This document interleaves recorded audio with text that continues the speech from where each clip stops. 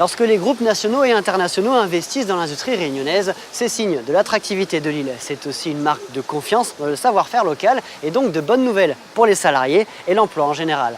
Alors en ces temps de crise, est-ce que les investisseurs continuent de parier sur la Réunion? Il semble que oui, et vous allez voir pourquoi.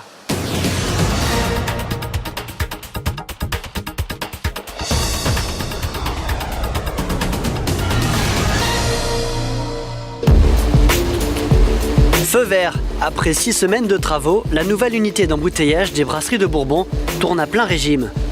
Un investissement de 10,5 millions d'euros pour un véritable coup d'accélérateur de la production. Une armada de 24 000 bouteilles sort désormais de l'usine toutes les heures.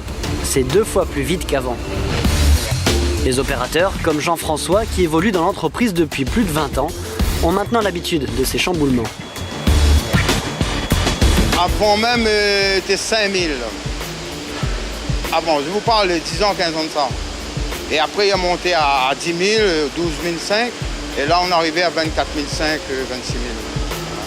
En fin de compte, la machine, il faut qu'il avance aussi par rapport avec le prix à coûter. Donc, à ce moment-là, il faut qu'on arrive à faire le travailler. Et depuis son installation en juillet, tout le monde s'affaire autour de cette ligne. Car c'est l'ensemble de l'organisation de l'usine qui est impactée. Elle a été complètement réaménagée. Il faut revoir la logistique, mais aussi l'approvisionnement. Et les travaux continuent ici et là. Surtout, les techniciens, depuis 3 mois, auscultent et peaufinent ce mécanisme à la pointe de la précision. On regarde la machine aujourd'hui, on voit que tous les caprices qu'on avait sur les anciennes machines ont été étudiés et améliorés. On n'a plus les mêmes défauts qu'on connaissait sur nos vieilles machines. Les ingénieurs ont aussi beaucoup planché sur l'efficacité énergétique. On fait de la récupération d'air par rapport au soufflage des bouteilles. Il y a aussi une différence par rapport à l'ancienne machine, par rapport au froid. On utilise beaucoup moins de froid pour soutirer les produits. Et rien que ça, on gagne beaucoup. Si l'usine peut se permettre un tel investissement, c'est grâce à son propriétaire. Le groupe Heineken, c'est 250 marques basées un peu partout dans le monde. Pourtant, le géant international tient à produire sur place et avec le meilleur équipement. On produit le produit où c'est connu. Ça n'a aucun sens de produire ça en Hollande et exporter ça vers l'île Réunion dans une bouteille consignée. Non, on produit ça où c'est consommé et c'est connu. Finalement, la marque appartient à Heineken, mais ça appartient plutôt aux Réunionnais. Et c'est la raison pour laquelle on est ici, on reste ici. On produit pour les Réunionnais et on a vraiment cette base de confiance que les Réunionnais comprennent que si ils achètent des produits qui sont produits localement, c'est bon pour eux et pour l'île et pour l'avenir de leur famille aussi.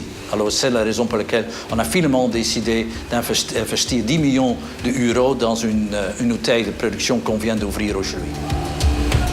Grâce à cette confiance, les brasseries peuvent continuer d'embouteiller sous licence Coca-Cola, Fanta ou Splash. Mais la nouvelle ligne va aussi ouvrir la porte à d'autres produits. Effectivement, l'autre intérêt de l'investissement de cette nouvelle ligne, c'était augmenter la capacité, mais c'était aussi de pouvoir en fait produire de nouveaux produits, tels que l'orangina, qui est un produit un peu spécifique, puisqu'en fait il y a la pulpe à l'intérieur de l'orangina, donc le processus de fabrication est un petit peu différent. Notamment, ça implique une pasteurisation du produit. Et donc demain, ça nous permettra aussi, avec cette nouvelle ligne, d'embouteiller d'autres choses que des produits carbonatés, c'est-à-dire des produits avec du CO2. Ça permettra de faire des jus de fruits, par exemple. Donc la ligne a été pensée comme ça. Et donc l'investissement sur le long terme, c'est celui-là. C'est aussi permettre des innovations dans les produits. Et c'est un investissement qui, on l'espère, va nous assurer un avenir pour les 15 prochaines années. Des investissements qui pérennisent l'activité et permettent de voir plus loin. Le groupe Millet connaît également cette chance. 2 de ses filiales font travailler une 60aine de personnes à La Réunion. Les salariés profitent eux aussi de nouveaux outils. Cette filière règle d'elle-même. Donc, il y a un programme qui est entré à l'intérieur. Donc après, elle fixe le programme. Donc après, elle incline les têtes ou elle les remet droit en fonction de la demande.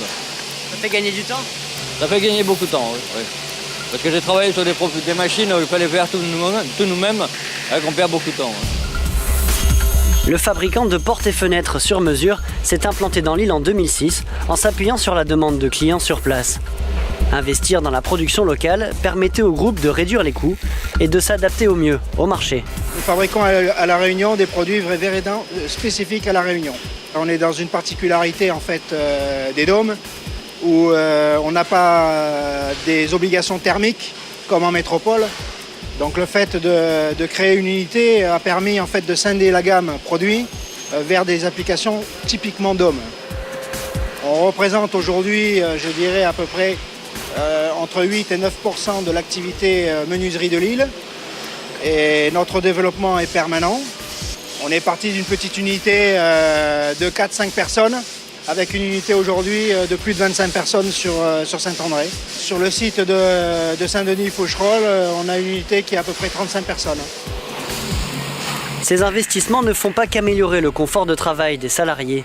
Ce sont aussi autant de bonnes nouvelles pour l'avenir de leur entreprise et la preuve que le groupe leur fait confiance. J'ai la chance d'être là depuis le début et de voir l'entreprise évoluer, aussi bien en machine qu'en personnel, quoi. Déjà au début, on était une seule équipe en journée. Et vu maintenant, on est passé à 2 équipes par jour, quoi. L'atelier tourne en 2 sets. Et on est tous contents, l'entreprise évolue, ça nous permet de voir qu'on a une bonne équipe, qu'on bosse bien, tout le monde bosse bien. Et l'évolution n'est pas près de s'arrêter. Le groupe entre actuellement dans une phase d'investissement d'environ 2 millions d'euros. Il s'agira d'agrandir l'atelier de Saint-André, d'acheter de nouveaux outils et pourquoi pas de recruter.